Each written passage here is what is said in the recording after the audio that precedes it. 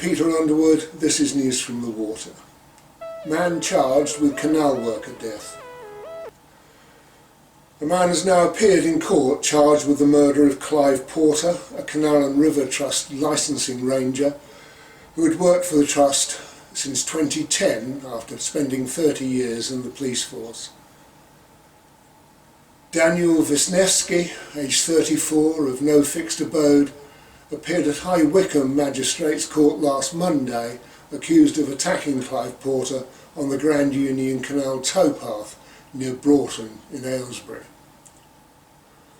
A 41-year-old woman from Birmingham, arrested on suspicion of assisting an offender and perverting the Court of Justice, has been released on bail. In a tribute to Mr Porter, his family said he'd been a police officer with Hertfordshire Constabulary and loved the outdoors. It said Clive was a much-loved husband, dad and granddad. He was a quiet, calm and caring person who served the community as a police officer for over 30 years before joining the Canal and River Trust. He was loved and respected by all who met him. He believed in caring for people and the environment through the principle of policing by the people for the people. Another tribute from the Canal and River Trust described Clive as a devoted family man who went quietly about his work, diligently and conscientiously. It said you would rarely see Clive in one of our offices because he loved being outdoors and was passionate about the environment, and the towpath was his natural workplace, and that's where he would be found come rain or shine.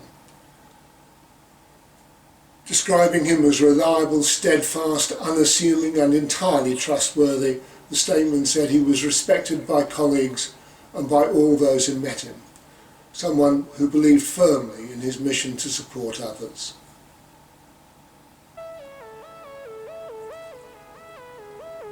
Safety zone row hots up.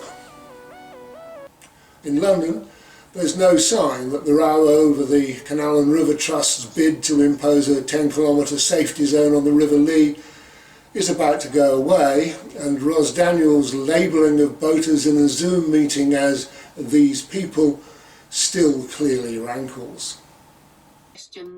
Questions that we committed to going away and answering fully. Clearly, we're never going to be able to satisfy these people. We are committed to keeping the conversation These going. people! Oh my goodness! These people! Sorry, hold on. These people? Your time this evening. Well, you just said these people. What does that mean? We're never going to satisfy these people. Thank you What on for earth? this evening. Oh. There are a lot of people on this call, and we would absolutely welcome you to continue your views. Oh my God. Joining with us. And to your holders in these. Thank you all very much for your time this evening. The National Bargee Travellers Association has already topped 1,000 signatures on a petition to CRT urging it to pause implementation of the zones for a proper consultation, and another protest is planned this weekend with a protest picnic at Hackney Marshes. NBTA is calling for genuine consultation with all stakeholders, assessment of the impact on Liverpool boaters, clear objective data on safety and agreed metrics of success, as well as collaborative discussion with boaters and rowers on joint solutions.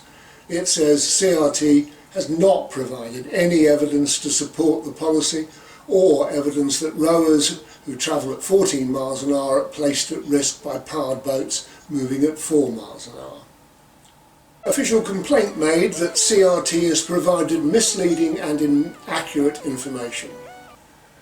Tenacious and skilled researcher Alan Richards has made a formal complaint to Canal and River Trust that it has altered official documents to hide a substantial drop in the condition of the heritage buildings it's obliged to care for.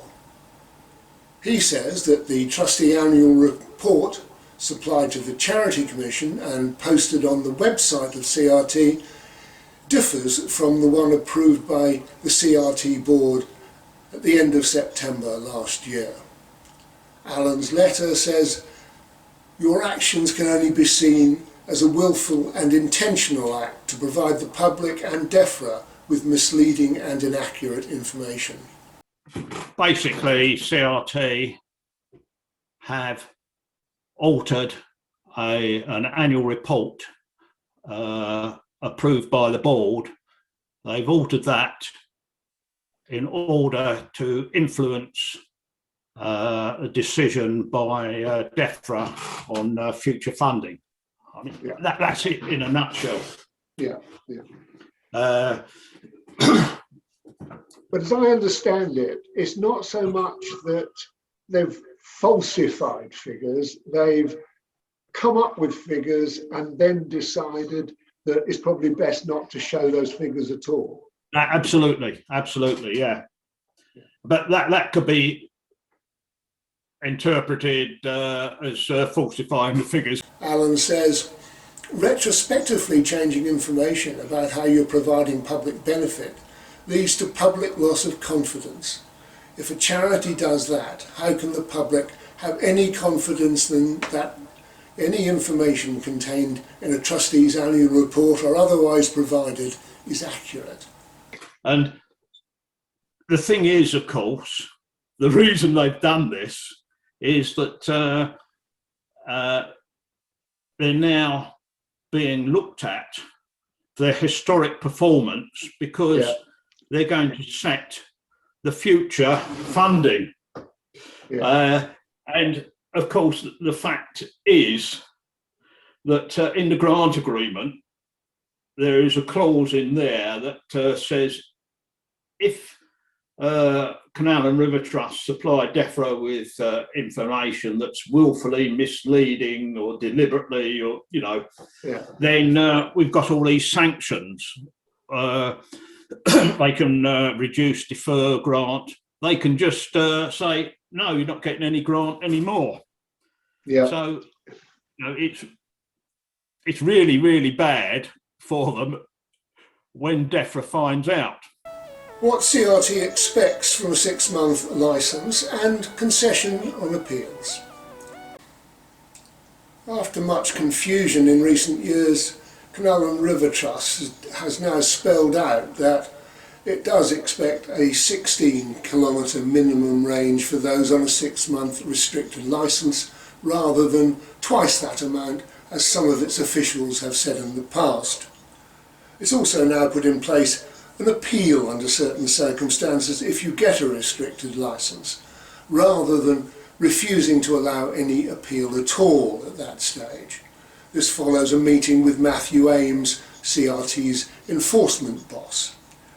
And he spells it out in an email, saying that it's absolutely clear that they want a minimum of half the 32-kilometre distance over 6 months that you would have to do over 12 months. Ames insists that a 6-month licence isn't a last chance saloon, but an opportunity for it to explore with boaters and identify their issues and see if there are things that CRT can do to help. But he does admit in the same email that there are times when CRT may miss a boat on a round of sightings. Well, in one instance I'm aware of, it may have missed a boat on a 200-mile journey over several months.